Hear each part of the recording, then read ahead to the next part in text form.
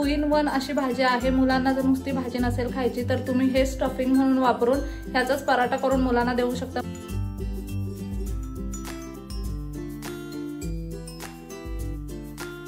Hello friends, स्वागत आहे तुमचं पुन्हा एकदा बाईट्स विथ प्राणू चॅनल मध्ये।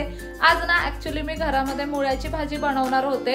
खूप सोप्या पद्धतीने ही भाजी आमच्या घरी बनते आणि ना अगदी अप्रतिम लागते। तर कधी कधी काय होतं की मुळ्याची भाजी बनवताना ना लोक फक्त मुळा घेतात, जी पानं असतात ना मुळ्याची ती घेत नाही, ती टाकून देतात। पण असं करायचं नसतं। खरं तर मुळ्याच्या पानांमध्ये खूप जास्त विटॅमिन्स असतात, त्याच्यामुळे मुळ्याची पानं सुद्धा आवर्जून घ्यायची। आता आपण ना मुळा आणि मुळ्याची पानं मिक्स करून मस्त अशी भाजी बनवणार आहोत। एकदम कमाल धमाल अशी लागते। आजपर्यंत कधी तुम्ही मुळ्याची भाजी बनवली नसेल ना, तरी अशा पद्धतीने जर भाजी बनवलीत ना तर आवडीने खाल। अजून एक महत्त्वाची गोष्ट ती म्हणजे की ही भाजी खूप पटकन बनणार आहे आणि लहानांपासून मोठ्यांपर्यंत सगळे अगदी आवडीने खातील अशी ही भाजी बनणार आहे। चला तर मग अजिबात उशीर न करता आपण लगेचच रेसिपीला सुरुवात करूयात। आता ही मुळ्याची भाजी बनवण्यासाठी आपल्याला इथे काही बेसिक साहित्य लागणार आहे। सगळ्यात पहिल्यांदा तर इथे आपण एक अख्खा मोठा मुळा किसून घेतलेला आहे। मस्त असं मुळ्याचं साल काढलेला आहे आणि मग हा मुळा किसून घेतलाय। त्याच्यानंतर ही मुळ्याची पानं आहेत जी आपण चिरून घेतलेली आहेत बारीक अशी। अशा पद्धतीने ही मुळ्याची पानं असतात, ही धुवून घ्यायची व्यवस्थित। अशा पद्धतीने देठाला तोडून घ्यायची आणि मग छान अशी चिरून घ्यायची। इथे थोडं बेसन घेतलेलं आहे वरून पेरण्यासाठी। इथे मिरची आणि कांदा घेतलेला आहे। यामध्ये आपण मुगाची डाळ सुद्धा ऍड करणार आहोत। एका छोट्या वाटीमध्ये आपण मुगाची डाळ थोडी भिजत ठेवलेली आहे, साधारणतः 2 चमचाभर इतके आहे ही। आता मुळ्याची भाजी आपण बनवायला घेतली आहे, त्यासाठी कढई घेतलेली आहे। कढईमध्ये साधारणतः 2 चमचे इतकं तेल टाकून घेऊयात। तेल हलकसं गरम झालं ना की यामध्ये आपल्याला बारीक चिरलेला कांदा टाकायचा आहे। साधारणतः अर्धा कांदा इथे आपण बारीक चिरून घेतलाय।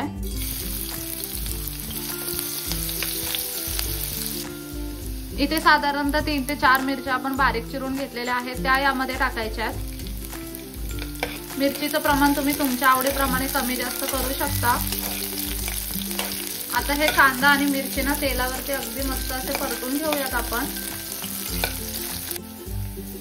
साधारणतः 1-2 मिनिटांसाठी कांदा आणि मिरची तेलावरती छान असं परतून घेतलं की यामध्ये आपल्याला ही चिरलेली मुळ्याची पानं टाकायची आहेत। हा मुळ्याचा किस सुद्धा टाकून घेऊयात।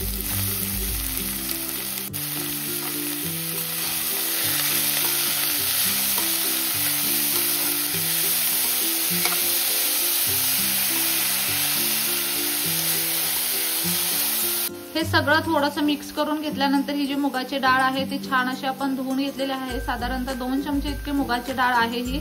5 मिनिटांसाठी आपण ही भिजत ठेवली होती, ती आता यामध्ये टाकूयात।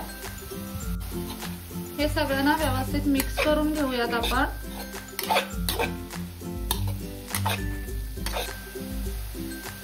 आता या भाजीमध्ये आपल्याला चवीप्रमाणे मीठ टाकायचं आहे।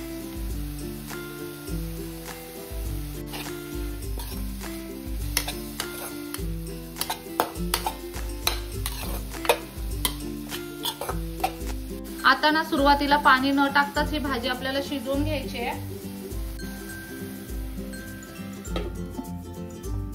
इथे आपण झाकण ठेवलेलं आहे आणि साधारणतः आता 5 ते 7 मिनिटांसाठी भाजी व्यवस्थित अशी बारीक गॅसवरती शिजवून घ्यायची आहे। मध्ये मध्ये जर असं वाटलं ना की भाजी लागते तर मग झाकण काढायचं आणि ना 1-2दा चमचा फिरून घ्यायचा भाजीला। मस्त अशी वाफेवरती भाजी शिजवून घ्यायची। आपल्याला पाणी अजिबात ऍड करायचं नाहीये। बारीक गॅस केलेला आहे इथं आपण। बारीक गॅसवरती भाजी मस्त अशी शिजवून घेऊयात आता।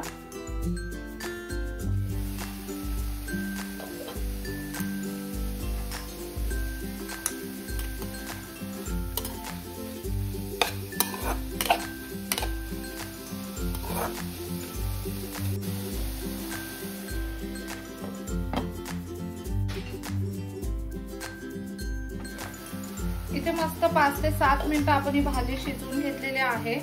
मस्त अशी वाफेवरतीच भाजी आपण ही शिजवून घेतली आणि तुम्ही पाहू शकता 5 ते 7 मिनिटांमध्ये ना भाजी अगदी मस्त अशी शिजली जाते। आता इथे बेसन आहे, या भाजीवरती आपल्याला ना बेसन पेरून घ्यायचंय।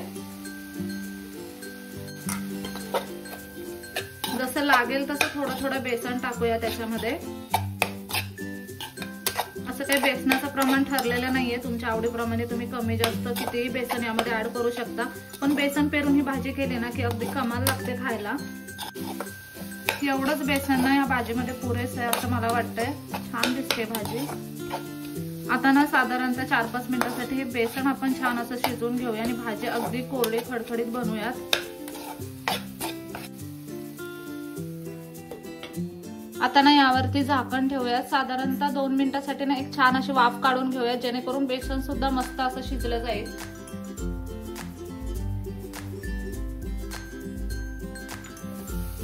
इथे तुम्ही पाहू शकता मस्त अशी साधारणतः 2 मिनिटांसाठी भाजी आपण वाफवून घेतली आहे। तिनं सतत हलवत राहावे लागते, नाही तर मग खाली चिटकते भाजी।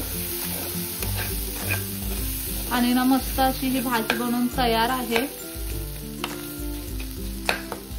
बेसन सुद्धा मस्त असं शिजलं गेले, तुम्ही इथे पाहू शकता। लगेचच सर्विंग बाउल मध्ये आपण ही भाजी काढून घेऊयात।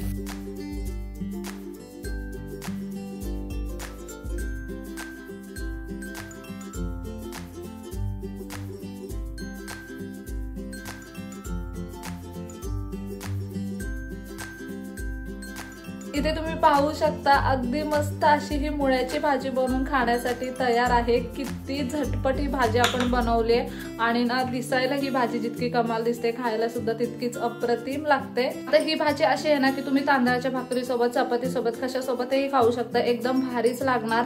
आणि सगळ्यात इम्पॉर्टंट म्हणजे ही जी भाजी आहे ना ती तुम्ही पराठ्यासाठी सुद्धा यूज करू शकता। म्हणजे पराठ्याचं स्टफिंग वेगळं बनवायची तुम्हाला गरज नाहीये। गव्हाचं पीठ असेल तर त्यामध्ये हे सारण भरून म्हणजे ही भाजी भरून तुम्ही मस्त असं मुळ्याचा पराठा सुद्धा करू शकता।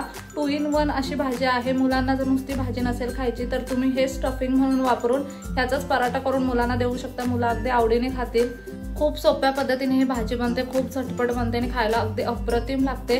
मुळ्याची भाजी कधी खाल्ली नसेल ना किंवा आवडत नसेल तर अशा पद्धतीने तुम्ही ही भाजी बनवून बघा, तुम्हाला नक्कीच आवडेल। चला तर मग कसा वाटला व्हिडिओ ना मला कमेंट करून नक्की सांगा। नेक्स्ट व्हिडिओ मध्ये भेटूया, तोपर्यंत मस्त खा, भरपूर फिरा आणि आनंदी राहा।